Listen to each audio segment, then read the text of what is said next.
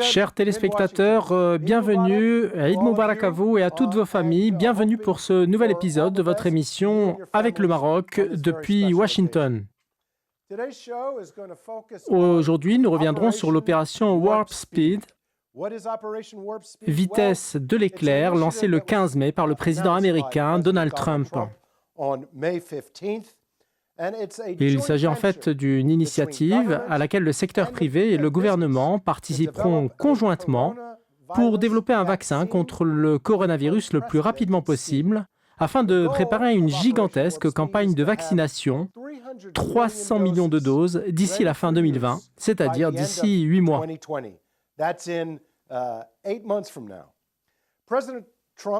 Le président Trump a décrit cette opération en disant « Il s'agit d'une colossale entreprise scientifique, industrielle et logistique d'une ampleur telle que notre pays n'a pas connue depuis le projet Manhattan, qui produisit la première bombe atomique. »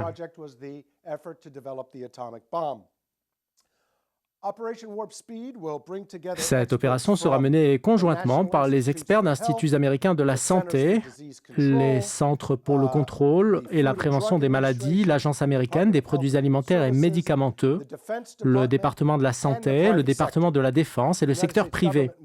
Le gouvernement américain financera les recherches, les essais cliniques et la production de vaccins.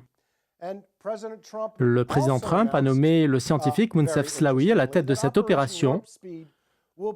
Le docteur Moncef Slaoui est né et a obtenu son baccalauréat au Maroc.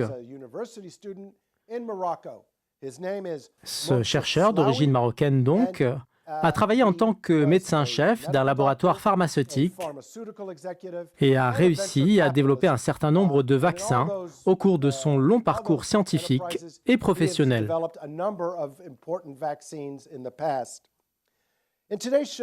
Dans l'épisode d'aujourd'hui, nous discuterons de ce que l'on entend par l'opération Warp Speed, vitesse de l'éclair. Nous nous interrogerons sur les chances de succès de cette opération et verrons pourquoi le Dr Slaoui a été choisi pour la diriger. Est-il vraiment possible de produire et de formuler un vaccin d'ici la fin de l'année? Et comment la coopération entre les différents membres de l'équipe chargée de cette opération fonctionnera-t-elle? Avec nous aujourd'hui, l'un de ceux qui ont participé au développement de vaccins et qui a une longue expérience en tant que médecin et PDG dans une entreprise du secteur privé.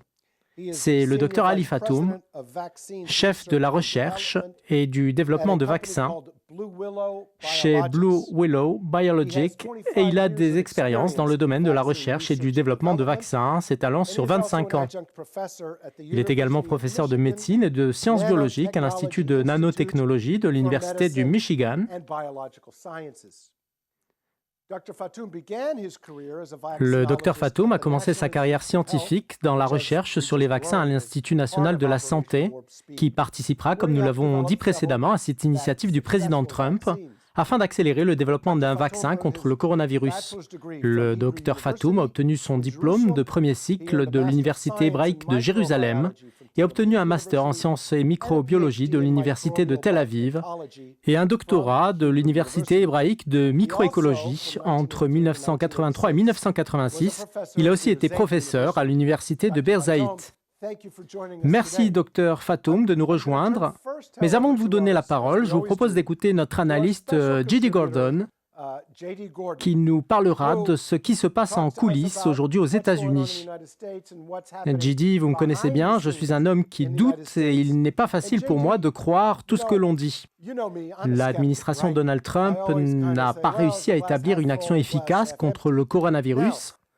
Je veux dire par là que l'historique de la gestion de cette crise n'est pas grandiose.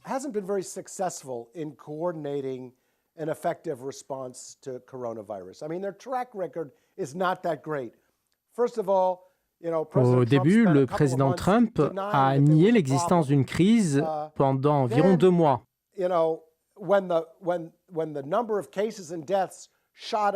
Après cela, lorsque les États-Unis ont connu le pourcentage le plus élevé de contamination et de décès dans le monde, la réponse du président n'a pas été à la hauteur de la situation en matière de dépistage pour endiguer la pandémie aux États-Unis. D'où mes doutes quant à la réussite de cette dernière initiative, étant donné que toutes les mesures administratives précédentes n'ont pas été à la hauteur des attentes. Adam, beaucoup de gens posent cette question en Amérique, mais je suis très optimiste quant à cette opération pour deux raisons principales. La première concerne les moyens, et je veux dire l'argent ici. Et la seconde est le facteur humain. Lorsque nous parlons de moyens, nous parlons de 10 milliards de dollars pour ce projet. Et cela ouvre la voie à de nombreux essais ou laboratoires pour produire un vaccin. Et ça fournira également le meilleur équipement pour réaliser cette action.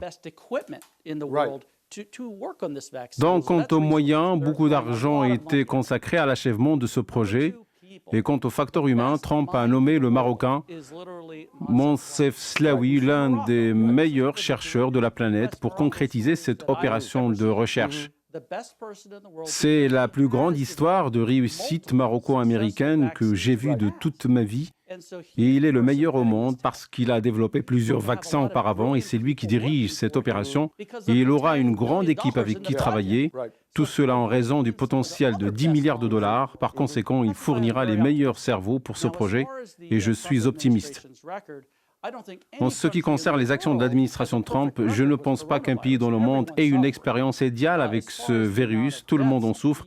Quant au nombre de décès, l'Amérique n'est pas en tête de liste au niveau mondial en mesurant notre population de 330 millions d'habitants. Et beaucoup d'entre eux se rendent dans des points chauds épidémiques tels que la Chine et l'Europe. Donc, l'Amérique mène le monde, mais fait ce qu'elle peut autant que possible. Et je pense que je suis très optimiste quant à ce que Moncef Slaoui et son équipe accompliront pour produire un vaccin. Merci pour cet éclairage, JD.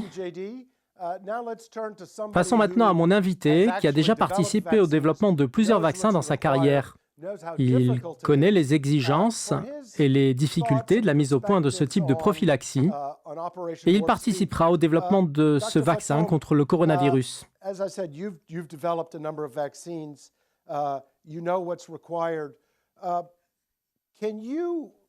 Docteur Fatoum, pouvez-vous expliquer à nos téléspectateurs en quoi nous comptons sur l'initiative du président Trump pour accélérer la production du vaccin contre le virus et comment cette initiative pourra-t-elle changer les règles du jeu?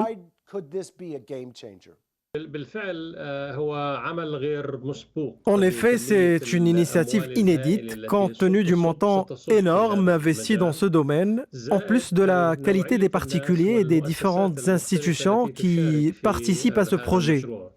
L'Institut national de la santé des États-Unis est l'une des plus grandes institutions de santé au monde. Le Dr Slaoui, quant à lui, est l'un des enseignants-chercheurs et spécialistes en vaccinologie, parmi les plus renommés. Il est considéré comme un leader mondial dans ce domaine.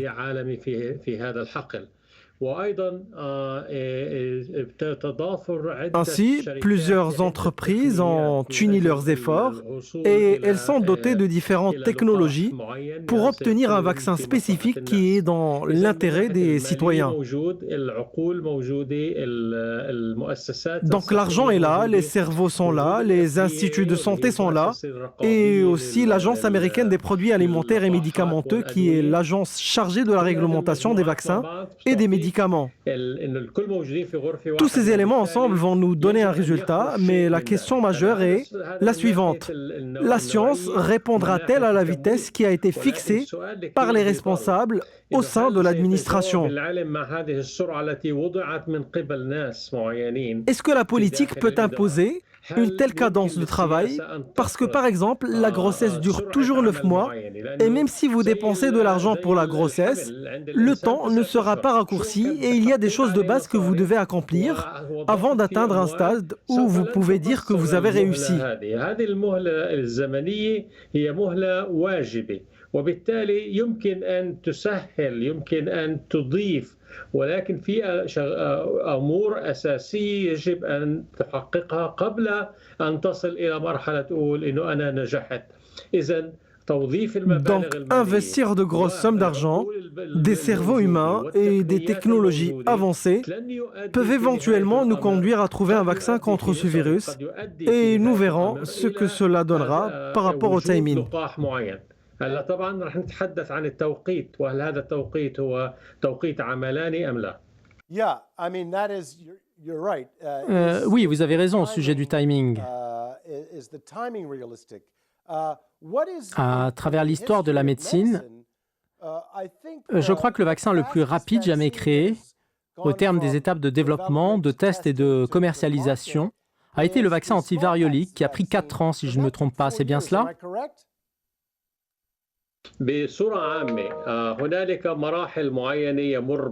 En général, il y a certaines étapes à travers lesquelles tout vaccin se développe. Et pour atteindre le stade de l'homologation, le stade de fabrication et le stade de distribution, cela prend 5 ans à 10 ans.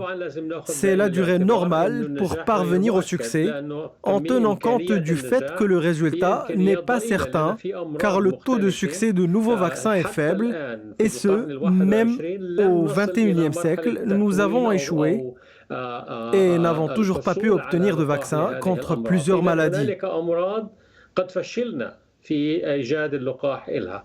الآن زي ما حكينا أنه هنالك 5 إلى 10 سنوات في الحالة الطبيعية. الآن ماذا حصل في حالة الوباء أو حالة الجائحة؟ En ce qui concerne la pandémie du coronavirus, nous avons vu que ces différentes institutions estimaient que l'Agence américaine des produits alimentaires et médicamenteux réduirait les délais entre les 3 premières étapes. Cette agence des produits médicamenteux, qui est garante pour déterminer l'efficacité des essais cliniques, a accepté d'étudier les résultats relatifs à un seul animal pour révéler la valeur du vaccin en termes d'immunité acquise.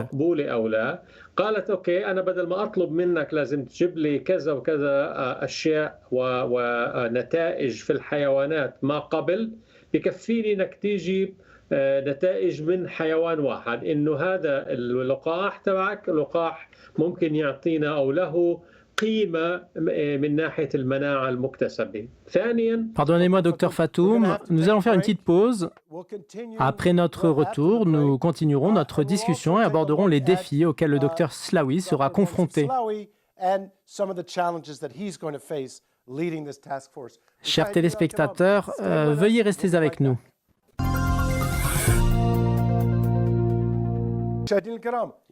Nous voilà de retour, chers téléspectateurs, pour la suite de l'émission avec le Maroc depuis Washington. Et cet épisode spécial, dont l'enregistrement coïncide avec Eid al-Fitr, Eid Mubarak et meilleurs vœux, chers téléspectateurs. Notre discussion est liée au développement d'un vaccin contre le coronavirus et à la dernière initiative de Donald Trump pour accélérer le processus d'ici la fin de l'année. Et notre invité aujourd'hui est le docteur Ali Fatoum, le fameux virologue. Dans la première partie de l'épisode, le docteur Fatoum a parlé des défis et des difficultés médicales scientifiques liées au développement d'un vaccin. Il a également abordé le long processus pour obtenir l'approbation par l'Agence des produits alimentaires et médicamenteux. Et j'avais interrompu le docteur Fatoum avant la pause. Docteur Fatoum, veuillez terminer votre intervention.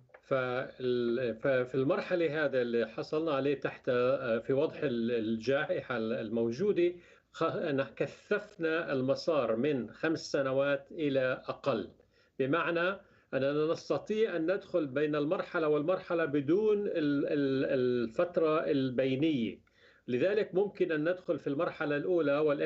Effectivement, au cours de cette pandémie, nous avons réduit la durée du développement du vaccin à moins de 5 ans, ce qui signifie que nous pouvons aller d'un stade à un autre sans délai. Et donc, c'est possible de trouver un vaccin dans les 2 ans. Et je ne suis pas d'accord quand quelqu'un me dit que dans 10 mois ou dans 1 an, nous pourrions développer un vaccin efficace qui sera utilisé. أن أحدا يقول لي أنك يمكن خلال 10 أشهر أو خلال سنة واحدة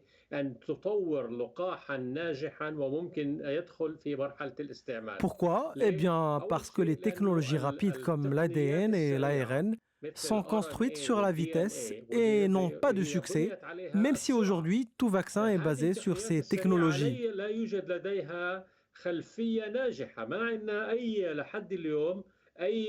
Ces technologies sont donc intrinsèquement dangereuses et portent en elles les caractéristiques d'une éventuelle défaillance, de sorte que la vitesse n'est pas égale à l'efficacité comme premier point. إذا السرعة لا تساوي النجاعة. إذا هنا نقطة واحدة. النقطة الثانية إنه حتى منصف سلاوي. Comme deuxième point, je crois que même le docteur Moncef Slaoui et même tous les chercheurs et l'Institut national de la santé et l'Agence des produits alimentaires et médicamenteux ne pourront pas passer d'un vaccin non réussi à un vaccin réussi et ils ne pourront pas raccourcir cette période car ils rencontreront des difficultés pendant cette période.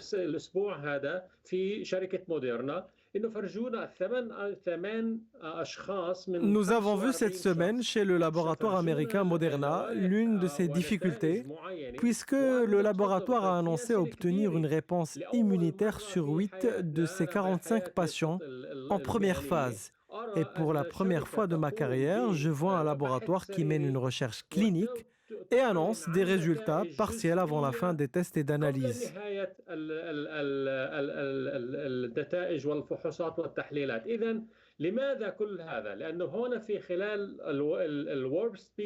Pourquoi cela? Eh bien parce que ce projet Warp Speed dépend de la vitesse et de l'ingérence politique dans la science, et c'est une erreur. La politique ne peut pas se mêler de la science. Il y a la science et il y a la sécurité des personnes et il y a des problèmes qui doivent être discutés et résolus. إذا 5 سنوات في حالة إنك أنت كل شيء على ما يجب أن يكون وبدون غلط ممكن توصل في المراحل العادية كيف يمكن أن تختصر. Alors comment réduire le chemin de 5 ans pour avoir ce vaccin en 1 an ou 2? La question du timing est une question fondamentale, tout comme celle des technologies qui ont été utilisées. قضية أساسية قضية التقنيات التي اعتمدت. نحن بنحكي على Nous parlons des entreprises qui ont obtenu un financement dans le cadre de ce projet et ces entreprises-là n'ont aucune expérience de la réussite de ces technologies et c'est une question controversée.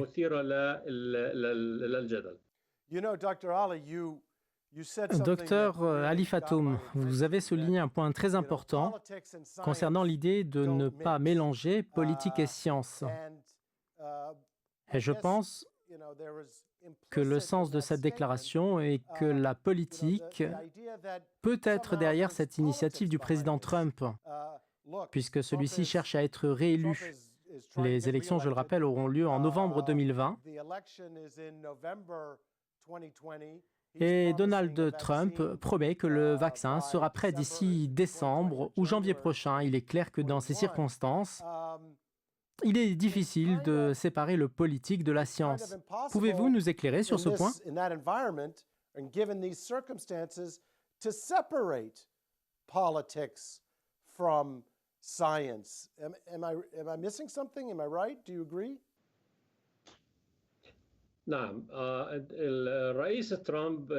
Effectivement, oui, le président Trump est un acteur politique qui aspire à son succès politique et sa réélection.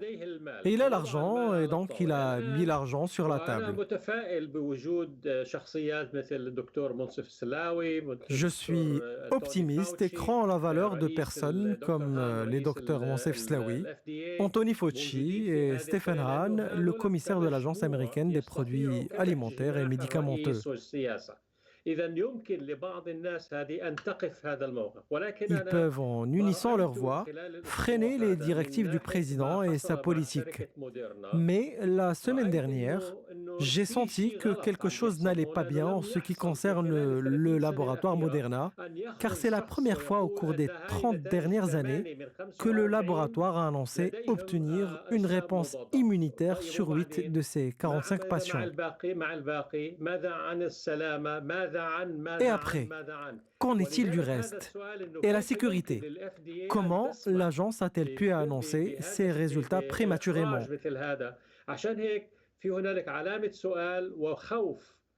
Ici, franchement, on craint que la politique pousse à changer le comportement professionnel et ce défi ne peut être relevé que par des personnes ayant la stature de Moncef Slaoui, Anthony Fauci et Stéphane Hahn. Permettez-moi de revenir ici à Jidi, l'analyse de l'émission. Jidi, on a entendu le docteur Ali Fatoum qui disait qu'il y a des étapes scientifiques à suivre et que ces étapes prennent du temps. Cela peut durer des mois, voire des années. Il est clair que le président veut obtenir la confiance des électeurs et de l'opinion publique. Sur la base de l'avis d'experts médicaux dans ce domaine, ne voyez-vous pas que la politique pousse les attentes des gens loin de la vérité? And if you rush it and you push it too fast, a lot of people, you can do a lot more harm than good. Now, obviously, Trump is using this as a way to boost public confidence. Is there a danger from your perspective and listening to the medical experts that perhaps the public's expectations are being raised unjustifiably? Malheureusement, nous ne pouvons pas séparer la pandémie de la politique en raison du timing, car les élections auront lieu en novembre prochain et la pandémie a commencé cette année ou à la fin de l'année dernière en Chine et nous ne pouvons pas séparer ces deux parties et tous les gouvernements du monde travaillent intensivement pour produire un vaccin. Oui, il y a une aventure, mais il n'y a pas d'autre alternative. Docteur Fatoum, Jidi a évoqué un point important ici. Grâce à votre expérience de travail au Moyen-Orient et aux États-Unis, grâce à votre connaissance des différents systèmes de santé, les États-Unis ne sont pas le seul pays qui développe le vaccin. Il y a aussi de grands efforts de la Chine, d'Oxford, en Grande-Bretagne, ou encore de la France.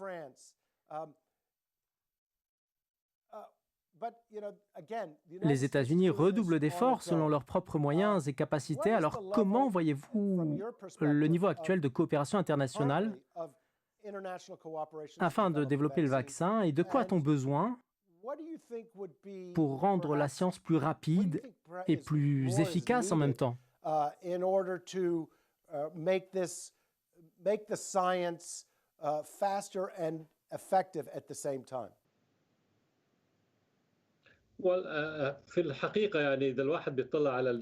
En fait, lorsque nous regardons l'atmosphère générale, nous voyons une circulation rapide de l'information à tel point que le New England Journal of Medicine publie des développements quotidiens. Et donc, les informations scientifiques provenant de différents endroits sont accessibles à tout le monde et c'est une bonne et excellente chose. Et la méthode de publication des résultats scientifiques est la bienvenue.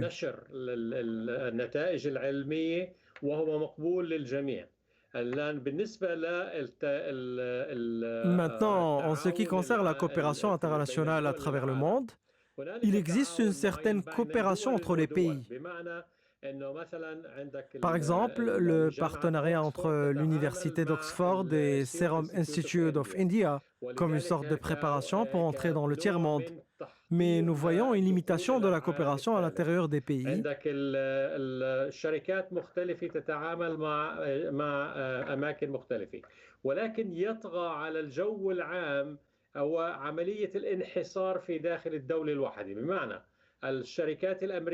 Ce qui signifie que les institutions américaines travaillent pour l'Amérique et les institutions européennes travaillent pour l'Europe, les Britanniques pour la Grande-Bretagne et les Chinois pour la Chine.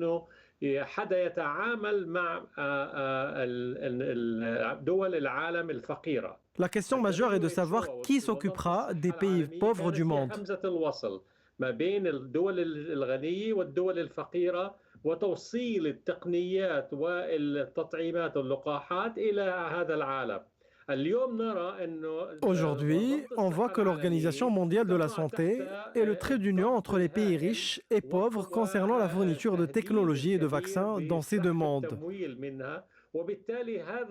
Et donc, nous voyons que l'Organisation mondiale de la santé subit d'énormes pressions et une grande menace de lui retirer une partie de son financement, et donc elle ne pourra pas respecter ses engagements, car il n'y a aucune organisation dans le monde qui puisse relier les pays producteurs de médicaments et de vaccins avec le tiers-monde. Il y a donc une coopération scientifique, mais il y a aussi des problèmes économiques et politiques qui affectent le sort des pays les plus pauvres.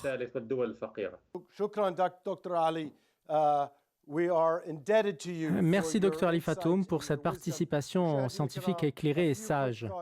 Chers téléspectateurs, nous concluons cette discussion avec certains points. Le premier est que nous ne serons pas à l'abri des dangers de coronavirus jusqu'à la mise au point d'un vaccin. Le second point est que l'obtention d'un vaccin prendra plus de temps, d'argent et d'efforts scientifiques. Le troisième point est que tous les budgets mondiaux sont concentrés pour atteindre cet objectif.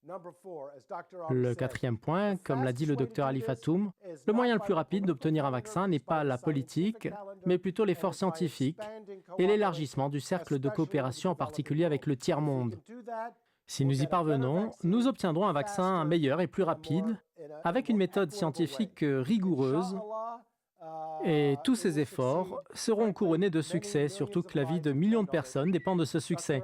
Merci Dr Ali Fatoum, merci Jidi, merci chers téléspectateurs, Eid Mubarak et à bientôt.